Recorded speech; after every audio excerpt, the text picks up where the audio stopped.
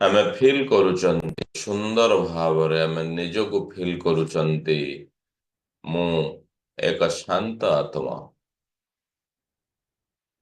ମୁଁ ଏକ ଶାନ୍ତ ଆତ୍ମା। ମୁଁ ଏକ ଦିବ୍ୟ ଆତ୍ମା। ମୁଁ ଏକ ପବିତ୍ର ଆତ୍ମା। ସୁନ୍ଦର ଭାବରେ ଭିଜୁଆଲାଇଜ କରନ୍ତୁ, ଫିଲ୍ କରନ୍ତୁ। ମୋର ପ୍ରତିଟି କଥାକୁ ଆପଣ ମୁଭି ଷ୍ଟାଇଲରେ ଫିଲ୍ କରୁଛନ୍ତି। କେବେ କେବେ ଆମକୁ ଲାଗେ କି ବା ଅନେକ ସମୟରେ ଆମକୁ ଲାଗେ କି ଆମେ ବହୁତ ପରିଶ୍ରମ କରୁଛନ୍ତି, କିନ୍ତୁ ପରିଶ୍ରମ ତୁଳନାରେ ଆମେ ଉପଯୁକ୍ତ ପାରିଶ୍ରମିକ ପାଉନାହାନ୍ତି ବା ଇନକମର ସୋର୍ସ ଆମ ପାଖରେ ନାହିଁ। କେବେ କେବେ ଲାଗେ କି ବହୁତ ପଇସା ଆମେ ରୋଜଗାର କରୁଛନ୍ତି, କିନ୍ତୁ ତାହା ଆମ ପାଖରେ ଆସୁଛି ଆଉ ରହୁନାହିଁ। କେହି କୌଣସି ଜିନିଷକୁ ରିଲେଟ କରିପାରନ୍ତି ସୁନ୍ଦର ଭାବରେ ମନଚିତ୍ର ନିର୍ମାଣ କରନ୍ତୁ ଆଉ ଫିଲ୍ କରନ୍ତୁ। ଯଦି ଏଭଳି କିଛି ବି ଅନୁଭବ କେଉଁ କେଉଁ ସମୟରେ ଆମ ପାଖରେ ଆସୁଥାଏ, କେହି କେହି ଅନୁଭବ କରୁଥାନ୍ତି ପଇସା ରୋଜଗାର ହେଇପାରୁନାହିଁ, ତ କେହି କେହି ଅନୁଭବ କରୁଥାନ୍ତି ପଇସା ତ ଅନେକ ଆସୁଛି, କିନ୍ତୁ ମୁଁ ରଖିପାରୁନାହିଁ ବା ବିଭିନ୍ନ ବାଟରେ ତାହା ଖର୍ଚ୍ଚ ହେଇଯାଉଛି।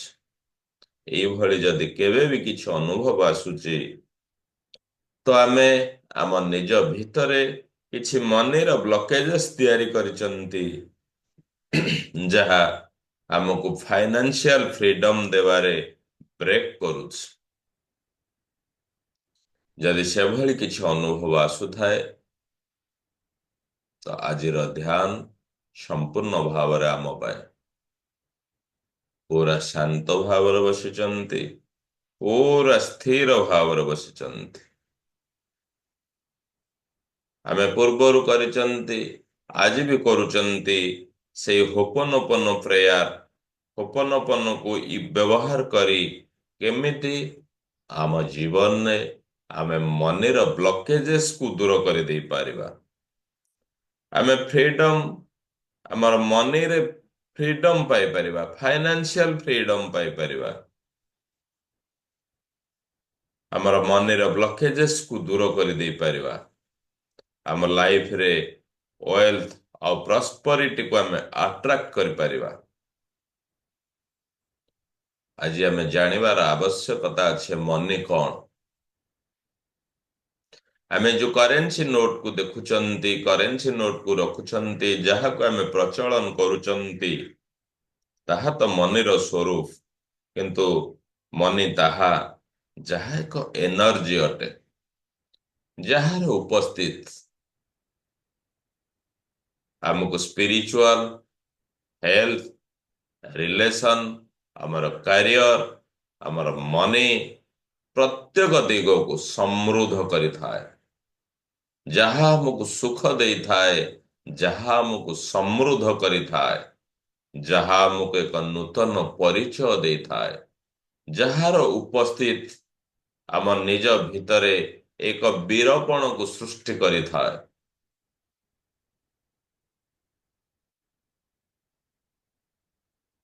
ସେ ସେଇଆଡେ ଯାଏ, ସେଇମାନଙ୍କ ପାଖରେ ରୁହେ, ତାକୁ ଯେଉଁଠାରୁ ଆଟ୍ରାକ୍ସନ ମିଳେ, ଯେଉଁଠାରୁ ଭଲ ପାଇବା ମିଳେ, ଯିଏ ତାକୁ ୱେଲକମ୍ କରନ୍ତି। ଯଦି ଏହାର ଉଦାହରଣ ଆମେ ନେବା, ମା ଲକ୍ଷ୍ମୀ ସେଇ ଜାଗାକୁ ଯାଇଥାନ୍ତି ଯାହାଙ୍କ ଦ୍ୱାରେ ଝୋଟି ପଡ଼ିଥାଏ। ଆଜି ଅନୁଭବ କରୁଛନ୍ତି ଆମେ ଲକ୍ଷ୍ମୀ ପୂଜା କୋଉ ଭଳି ଭାବରେ ଆମେ କରିଥାଉ, ନିଜକୁ କୋଉ ଭଳି ଭାବରେ ପ୍ରସ୍ତୁତ କରିଥାଉ, ଆମ ଘରକୁ କୋଉ ଭଳି ଭାବରେ ସଜାଡି ଥାଉ, ମା ଲକ୍ଷ୍ମୀଙ୍କୁ ନିମନ୍ତ୍ରଣ କରିବା ପାଇଁ କଣ କଣ ଆମେ ନିଜକୁ ପ୍ରସ୍ତୁତ କରିଥାଉ। ଠିକ୍ ସେଇଭଳି ଆମେ ମନିକୁ ଏଟ୍ରାକ୍ଟ କରିବାର ଅଛି ଆମେ ମନକୁ ନିମନ୍ତ୍ରଣ କରିବାର ଅଛି। ଆମେ ଆଜି ଜାଣୁଛନ୍ତି 7ଟି କ'ଣ ବ୍ଲକେଜେସ୍ ରହିଛି, କାହାକୁ କେଉଁଠି ରିଲେଟ୍ କରିପାରେ ସୁନ୍ଦର ଭାବରେ। ଆଜି ଆମେ କନସିୟସ୍ ସବକନସିୟସ୍ ଉଭୟ ମାଇଣ୍ଡର ଅବସ୍ଥାରେ ଅଛନ୍ତି। ଆମେ ନିଜକୁ କ'ଣ ରିଜୋନେଟ୍ କରୁଛନ୍ତି ତାକୁ ଆଜି ଆମେ ଆମ ପାଖରୁ ଦୂରେଇବା ପାଇଁ ସମ୍ପୂର୍ଣ୍ଣ ଚେଷ୍ଟା କରୁଛନ୍ତି। ଆମ ପାଖରେ କାହା ପାଖରେ ଏକ ଧାରଣା ଥାଏ, ମନି କମ୍ସ ୱିଥ୍ ଡିଫିକଲ୍ଟି। ପଇସା ବହୁତ ବଡ଼ କଷ୍ଟରେ ଆସେ। ଏଇଭଳି ଧାରଣା ଆମର ଅନେକଙ୍କ ମନରେ ରହିଛି। ପଇସା ଗଛରେ ଫଳେ ନାହିଁ। ପଇସା ପାଇଁ ବହୁତ ପରିଶ୍ରମ କରିବାକୁ ପଡ଼େ। ପଇସା ରୋଜଗାର ଏତେ ସହଜ ନୁହେଁ। ଯେଉଁ ଧାରଣା ପାଇଁ ଜୀବନରେ କୌଣସି ରୋଜଗାରର ପନ୍ଥା ମିଳିସାରିଲା ପରେ ବ୍ୟକ୍ତି ସେଇ ଜାଗାରେ ରହିଯାଏ, ତାର କମ୍ଫର୍ଟ ଜୋନରୁ ବାହାରକୁ ଆସେ ନାହିଁ। ଏକ ସମୟରେ ମଲ୍ଟିପ୍ଲାଏ ଇନକମ୍ ପାଇଁ ତାର ମାନସିକ ସ୍ଥିତି ନଥାଏ। ଏହା ଏକ ମନି ବ୍ଲକେଜେସ୍। ଯଦି ଏଇଭଳି କେହି ଆମେ ଅନୁଭବ କରୁଥାନ୍ତି, ଆଜି ତାହାକୁ ଆମେ କ୍ରସ୍ କରିବାର ଅଛି। ତାହାକୁ ଆମେ ମାଇଣ୍ଡରୁ ଡିଲିଟ୍ କରିବାର ଅଛି। ଦ୍ୱିତୀୟ କାରଣ, ମୋ ପାଖରେ ଯଥେଷ୍ଟ ପଇସା ଅଛି। ଯାହା ବି ପଇସା ଅଛି ଯଥେଷ୍ଟ ମୋ ପାଇଁ। ଆଜି ଅନେକଙ୍କ ମନରେ ଏକ ବସା ବାନ୍ଧିଛି, ଗଣ୍ଡେ ଖାଇବା, ଖଣ୍ଡେ ପିନ୍ଧିବା, ଗୋଟିଏ ବାସସ୍ଥାନ, ଗୋଟିଏ ଗାଡ଼ି। ଏତିକି ହେଇଗଲେ ଜୀବନରେ ସବୁ କିଛି ହେଇଗଲା। ଏହା ଏକ ସ୍ଥିତ ଚିନ୍ତାଧାରା, ଏହା ଏକ ଲିମିଟ ଚିନ୍ତାଧାରା। ଯଦି ଆମେ ସେହି ଚିନ୍ତାଧାରା ସହିତ ରହିଛନ୍ତି, ତେବେ ତାହା ବି ଠିକ୍ ନୁହେଁ। ଆଜି ଆମ ମାଇଣ୍ଡରୁ ଆମେ ଏଇ ମୁହୂର୍ତ୍ତରେ ଡିଲିଟ୍ କରୁଛନ୍ତି। ଏହି ଚିନ୍ତାଧାରା ଆମକୁ ଫାଇନାନ୍ସିଆଲି ଷ୍ଟ୍ରଗଲ ଦିଏ। ଏମାନେ କୁହନ୍ତି, ନିଜକୁ ବୁଝାନ୍ତି ଯେ ଭଗବାନ ବହୁତ କିଛି ଦେଇଛନ୍ତି। ଅନ୍ୟକୁ କୁହନ୍ତି, ପଇସା ବ୍ୟତୀତ ତୁମେ ଅନ୍ୟ କିଛି ଚିହ୍ନି ପାରୁନା। ମୋର ପଇସାକୁ ନେଇ ମୁଁ ବହୁତ ଖୁସି ଅଛି। ଯଦି ତାଙ୍କୁ କିଛି କ୍ରୟ କରିବାର କଥା ଆସେ, କିଛି ଆହ୍ୱାନ ଆସେ, ତତ୍କ୍ଷଣାତ୍ ସେ କୁହନ୍ତି, ମୋ ପାଖରେ ପଇସା ନାହିଁ। ତ ଏଇଭଳି ଚିନ୍ତାଧାରା ଆମକୁ କୋଉଠି ନା କୋଉଠି ମନିର ବ୍ଲକେଜେସ୍ ଭିତରେ ରଖିଛି। ତ ତାହାକୁ ବି ଆଜି ଆମେ ଡିଲିଟ୍ କରୁଛନ୍ତି ଯେ ମୋ ପାଖରେ ସଫିସିଏଣ୍ଟ ପଇସା ଅଛି। ଏ କଥା ନୁହେଁ, ମୁଁ ସଫିସିଏଣ୍ଟ ପଇସାକୁ ଆଟ୍ରାକ୍ଟ କରୁଛି। ତୃତୀୟ କାରଣ, କାହାକୁ ରିଲେଟ୍ କରିପାରେ, କାହା କାହା ପାଖରେ ଥାଇପାରେ, ମୁଁ ବହୁତ ସାରା ପଇସା ହ୍ୟାଣ୍ଡେଲ କରିପାରିବି ନାହିଁ। I can't handle a lot of money. ଏତେ ପଇସା ରୋଜଗାର କରିବା, କ'ଣ ହବ ଏତେ ପଇସା? ପୁଣି ଟାସ୍କ ଦବାକୁ ପଡ଼ିବ, ପୁଣି ସିଏ ସାଙ୍ଗେ ଡିଲ୍ କରିବା ପାଇଁ ପଡ଼ିବ, ତାକୁ ମ୍ୟାନେଜ କରିବା ବହୁତ କଷ୍ଟ। ଯାହା ଅଛି ମୋ ପାଖରେ ଯଥେଷ୍ଟ ଅଛି, ମୁଁ ଏତେ ସାରା ପଇସାକୁ ହ୍ୟାଣ୍ଡେଲ କରିପାରିବି ନାହିଁ। ଏହା ବି ଏକ କାରଣ। ଟାସ୍କ ଦବା ପାଇଁ ଭୟ କରନ୍ତି, ଇନକମ୍ ଟ୍ୟାକ୍ସ ଦବା ପାଇଁ ଭୟ କରନ୍ତି, ମନରେ ଭୟ ଥାଏ। ନିଜର ଇନକମକୁ ଲୁଚାନ୍ତି ଟ୍ୟାକ୍ସ ଦବାର ଭୟରେ। ଏହା ବି ଏକ ମନି ବ୍ଲକେଜେସ୍। ଆଜି ଆମେ ଏଇ ମୁହୂର୍ତ୍ତରେ ଏକ ସିଦ୍ଧାନ୍ତ ନେଉଛନ୍ତି, ଆମର ପ୍ରଥମ ଗୋଲ୍ ପ୍ରତ୍ୟେକଙ୍କ ଜୀବନରେ ହବା ଉଚିତ କି ମୁଁ ଇନକମ୍ ଟ୍ୟାକ୍ସ ପେ କରୁଛି। ପ୍ରତିବର୍ଷ ଆପଣଙ୍କର ଇନକମ୍ ଟ୍ୟାକ୍ସ ବଢ଼ୁଛି। ଇନକମ୍ ଟ୍ୟାକ୍ସ ସରକାରଙ୍କୁ ଦବାର ପ୍ରକ୍ରିୟାରେ ଆପଣ ସାମିଲ ହେଉଛନ୍ତି। ପ୍ରତିବର୍ଷ ଅଧିକରୁ ଅଧିକ ଇନକମ୍ ଟ୍ୟାକ୍ସ ଦେଉଛନ୍ତି। ଏ ପ୍ରକ୍ରିୟା ସହିତ ଆମେ ସାମିଲ ହେବା ଉଚିତ। Money is the root of evil, ଚତୁର୍ଥ କାରଣ। ଆଜି କାହା କାହା ମନରେ ଏବେ ବି ଅଛି ଯେ ଅର୍ଥ ହିଁ ଅନର୍ଥର ମୂଳ କାରଣ। ପ୍ରତ୍ୟେକ ଖରାପ କାମ ପଛରେ ପଇସା ହିଁ ରହିଛି। ଏଇଭଳି ଧାରଣା ଯଦି ଆମ ପାଖରେ ରହିଛି ବା ଆମ ନିକଟ ସମ୍ପର୍କୀୟଙ୍କ ପାଖରେ ରହିଛି, ସେଇଭଳି ଧାରଣାରୁ ଦୂରେଇବା ସହିତ ସେଇଭଳି ବ୍ୟକ୍ତିଙ୍କ ଠାରୁ ଆମେ ଦୂରଉଛନ୍ତି। ଆମେ ପ୍ରତି ସମୟରେ ମନିର ଏନର୍ଜି ଭିତରେ ରହିବା ପାଇଁ ଆମେ ଇଚ୍ଛା ରଖିଛନ୍ତି, ଆମେ ରହୁଛନ୍ତି। ପଞ୍ଚମ କାରଣ ଏହା ହେଇପାରେ, ମୋତେ କେବେ ଫାଇନାନ୍ସିଆଲ ଫ୍ରିଡମ ମିଳିବ ନାହିଁ। ନିଷ୍ପତ୍ତି କରି ନେଇଛନ୍ତି, ପୁରା ମାନସିକ ସ୍ତରରେ ନିଷ୍ପତ୍ତି କରି ନେଇଛନ୍ତି ଯେ ମୋତେ କେବେ ଫାଇନାନ୍ସିଆଲ ଫ୍ରିଡମ ମିଳିବ ନାହିଁ।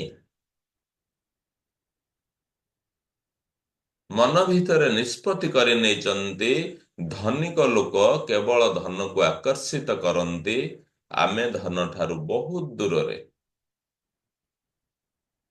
ଆଜି ଏଇ ଧାରଣାର ଆମକୁ ଦୂରେଇବାକୁ ପଡ଼ିବ। ଫାଇନାନ୍ସିଆଲ ଫ୍ରିଡମ କେବଳ ମିଲେନିୟର ବା ବିଲେନିୟର ନୁହନ୍ତି, ସେଇଭଳି ଧାରଣାରୁ ଆମକୁ ଆଗକୁ ଆସିବାକୁ ପଡ଼ିବ। ଯଦି ଆମେ ଗୋଟେ ମାସରେ 1 ଲକ୍ଷ ରୋଜଗାର କରୁଛନ୍ତି, ଆମର ସମସ୍ତ ସମସ୍ତ ଆବଶ୍ୟକ ପୂରଣ ପରେ ଆମେ ସେଭ୍ ରଖିପାରୁଛନ୍ତି, ତେବେ ଆମେ ସେଇ ଜାଗାରୁ ଆମର ଅର୍ଥନୈତିକ ସ୍ୱାଧୀନତା ପାଇଛନ୍ତି ବୋଲି ଆମର ଯାତ୍ରାକୁ ଆମେ ଆରମ୍ଭ କରୁଛନ୍ତି। ଏଇ ପ୍ରକ୍ରିୟା ସହିତ ସାମିଲ ହେଲେ ଆମେ ବହୁତ ସୁନ୍ଦର ଭାବରେ ଆମେ ଇଚ୍ଛା ରଖିଥିବା ବା ଆଶା କରୁଥିବା ଭାବିଥିବା ଫାଇନାନ୍ସିଆଲ ଫ୍ରିଡମକୁ ଅତି ସୁନ୍ଦର ଭାବରେ ପ୍ରାପ୍ତି କରିପାରୁଛନ୍ତି। ପୁରା ଶାନ୍ତ ଭାବରେ ପ୍ରତିଟି କଥାକୁ ଆମେ ମାଇଣ୍ଡକୁ ନଉଛନ୍ତି। ଷଷ୍ଠ କାରଣ, ପଇସା ତ ବହୁତ ଶୀଘ୍ର ଆସେ ଆଉ ବହୁତ ଶୀଘ୍ର ବି ଚାଲିଯାଏ। ପଇସା ହଉଛନ୍ତି ମା ଲକ୍ଷ୍ମୀ, ପଇସା ହଉଛନ୍ତି ଚଞ୍ଚଳା, କାହା ପାଖରେ ସ୍ଥିର ହୋଇ ରୁହେ ନାହିଁ, ତାହା ଆସେ ଆଉ ତାହା ଯାଏ। ଏଭଳି ଧାରଣା ଆଜି ଅନେକଙ୍କ ମନରେ ବି ରହିଛି। Money comes and goes very quickly. ଆମେ ପ୍ରତିଟି ଘରେ ଆଲୋଚନା ହୁଏ, ନିଜକୁ ଜ୍ଞାନୀ ଭାବନ୍ତି, ନିଜକୁ ବୁଦ୍ଧିମାନୀ ଭାବନ୍ତି, ନିଜକୁ ଟ୍ୟାଲେଣ୍ଟ ପର୍ସନ ବୋଲି ଭାବନ୍ତି। କଣ ଧାରଣା ଅଛି ଯେ ମନି ଖୁବ ଶୀଘ୍ର ଆସେ, କାହା ପାଖରେ ସ୍ଥିର ହୋଇ ରହେ ନାହିଁ ଆଉ ଖୁବ ଶୀଘ୍ର ଚାଲିଯାଏ। ବିଶେଷ କରି ମୁଁ ପଇସା ରଖିପାରେ ନାହିଁ, ପଇସା ମୋ ପାଖରୁ ଶୀଘ୍ର ଚାଲିଯାଏ। ଏଇଭଳି ଯଦି ଧାରଣା ଅଛି, ତାହେଲେ ସେ ଧାରଣାକୁ ଆଜି ଆମେ ଡିଲିଟ୍ କରିବା। ପଇସା ସୁନ୍ଦର ଭାବରେ ଆମେ ଯଦି ଆକର୍ଷିତ କରୁଛନ୍ତି, ଆମେ ସମ୍ମାନ ଦଉଛନ୍ତି, ପଇସା ସବୁଦିନ ପାଇଁ ଆମ ପାଖରେ ରହିବେ ଏବଂ ପ୍ରତିଦିନ ତାର କଳେବର ବୃଦ୍ଧି ହବ, ପ୍ରତିଦିନ ତାର ପରିମାଣ ବୃଦ୍ଧି ହଉଛି। ଏଇଭଳି ଧାରଣାକୁ ଆମେ ଆସିବା ଉଚିତ। ଆହୁରି ଏକ ସ୍ପଷ୍ଟ ଧାରଣା ଆମ ସମସ୍ତଙ୍କ ପାଖରେ ଅଛି, ଅନେକଙ୍କ ପାଖରେ ଅଛି, ଯେ ଏତେ ପଇସା ରୋଜଗାର କରିବା ବା ଏତେ ପଇସା ରଖିବା ମୁଁ ତାର ହକଦାର ନୁହେଁ। ଯେଉଁମାନେ ଭାଗ୍ୟବାନ ଅଟନ୍ତି, ସେମାନେ ବହୁତ ପଇସା ରୋଜଗାର କରନ୍ତି ବା ପଇସା ରଖିପାରନ୍ତି। ଏଭଳି ଧାରଣାକୁ ଆଜି ଆମେ ଡିଲିଟ୍ କରୁଛନ୍ତି। ସମାଜରେ ଅନେକ ବର୍ଗର ଲୋକଙ୍କୁ, ଅନେକ ଶ୍ରେଣୀର ଲୋକଙ୍କୁ, ଅନେକ ବ୍ୟକ୍ତି ବିଶେଷଙ୍କୁ ଯଦି ଆପଣ ଦେଖନ୍ତି, ନିରୀକ୍ଷେଇ ଦେଖନ୍ତି, ତେବେ ତାଙ୍କ ଜୀବନ ମାଇନସରୁ ଆରମ୍ଭ ହେଇ ଆଜି ସଫଳତାର ବା ଧନ ରୋଜଗାରର ଶୀର୍ଷ ସ୍ତରରେ ରହିଛନ୍ତି, ତାହାଙ୍କୁ ଆମେ ଆଦର୍ଶ ବୋଲି ମାନିବା ଉଚିତ। ଯଦି ତାହା ସମ୍ଭବ, ଆମେ ବି ସେଥିପାଇଁ ନିର୍ମାଣ ହେଇଛନ୍ତି, ଆମେ ବି ସେଥିପାଇଁ ହକଦାର ଅଛନ୍ତି। ଏଇଭଳି ଧାରଣାକୁ ଆଜି ସ୍ପଷ୍ଟ ଭାବରେ ଆମେ ନିଜ ମାଇଣ୍ଡରେ ରଖୁଛନ୍ତି ଏବଂ ଆଜି ଆମେ ଏଇ ବ୍ଲକେଜକୁ ହଟଉଛନ୍ତି, ଆମ ମାଇଣ୍ଡରୁ ଦୂର କରୁଛନ୍ତି, ମା ଲକ୍ଷ୍ମୀଙ୍କୁ ଆମ ନିଜ ପାଖକୁ ଆବାହନ କରୁଛନ୍ତି। କେବେ ବି ପଇସାକୁ ନେଇକି ଆମର ଯୋଉ ଭ୍ରାନ୍ତ ଧାରଣା, ଆମର ଯୋଉ ଭୁଲ ଧାରଣା, ଆମର ଯୋଉ କଟୁକ୍ତି, ତା ପାଇଁ ଆମେ କ୍ଷମା ମାଗୁଛନ୍ତି। ପୁରା ଶାନ୍ତ ଭାବରେ ବସିଛନ୍ତି। ଆଜି ହୋପନୋପନ ମାଧ୍ୟମରେ ଆମେ ମନର ବ୍ଲକେଜେସକୁ ଆମେ ଦୂର କରିବା। ତ ଏଇ ଦୂର କରିବା ସହିତ ଆମେ ଆମ ଜୀବନକୁ ସୁନ୍ଦର ଭାବରେ ଆଗକୁ ନେବା ପାଇଁ ଯେଉଁ ଶକ୍ତିର ନିହାତି ଆବଶ୍ୟକ ରହିଛି, ସେ ମନିର ଶକ୍ତିକୁ, ମନିର ଏନର୍ଜିକୁ ଆମେ ଆଟ୍ରାକ୍ଟ କରିବା। ତ ପୁରା ସୁନ୍ଦର ଭାବରେ ନିଜେ ଅତି ସୁନ୍ଦର ଭାବରେ ଆମେ କହିବା ଆଉ ଫିଲ୍ କରିବା, dear money, I am sorry, please forgive me, thank you, I love you. Dear money, I am sorry. Please forgive me. Thank you. I love you. Dear money, I am sorry. Please forgive me. Thank you. I love you. ସମସ୍ତେ ମୋ ସହିତ ଅତି ସୁନ୍ଦର ଭାବରେ ଫିଲିଂସର ସହିତ କୁହନ୍ତୁ। Dear money, I am sorry. Please forgive me. Thank you. I love you. Dear money ଯେତେବେଳେ କହୁଛନ୍ତି, ପୁରା ବନ୍ଧୁତ୍ୱପୂର୍ଣ୍ଣ ଭାବ ଆପଣଙ୍କ ଭିତରେ ପ୍ରସ୍ଫୁଟିତ ହଉ, ଝରି ଉଠୁ। ଆଇ ଏମ୍ ସରି, ମୁଁ ନିଜେ ନିଜର ଜିମେଦାରି, ଆଜି ମୁଁ ଯାହା ବି ରୋଜଗାର କରୁଛି ସେଥିପାଇଁ ମୁଁ ଦାୟୀ, ଆଜି ମୁଁ ଯାହା ବି ହରେଇଛି ସେଥିପାଇଁ ମୁଁ ଦାୟୀ। ମୋର ତୁମ ସହିତ ବଣ୍ଡିଂ ଠିକ୍ ନଥିଲା, ମୁଁ ଅନେକ ଭୁଲ କରିଛି, ମନକୁ ନେଇକି, ମନର ଭାବନାକୁ ନେଇକି ମୁଁ ଭୁଲ କରିଛି। I am sorry, I am sorry money, I am sorry, please forgive me, thank you, I love you. I love you, money. I love you. I love you. I love you. Dear money, I am sorry. Please forgive me. Thank you. I love you. Dear money, I am sorry. Please forgive me. Thank you. I love you. Dear money, I am sorry. Please forgive me. Thank you. I love you. Dear money, I am sorry. Please forgive me. Thank you. I love you. Dear money, I am sorry. Please forgive me. Thank you. I love you. Dear money, I am sorry. Please forgive me. Thank you. I love you.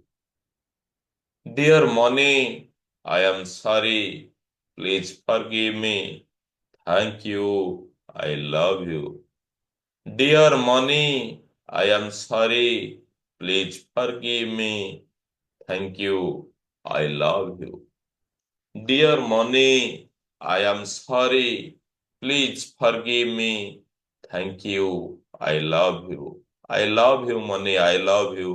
ପୁରା ଶାନ୍ତ ଭାବରେ ବସନ୍ତୁ, ନିଜର ଭାବନା ସହିତ ମନିକୁ attract କରନ୍ତୁ। Thank you universe, thank you universe, thank you universe. ପୁରା ଶାନ୍ତ ଭାବରେ ବସିଛନ୍ତି, ମନି ସହିତ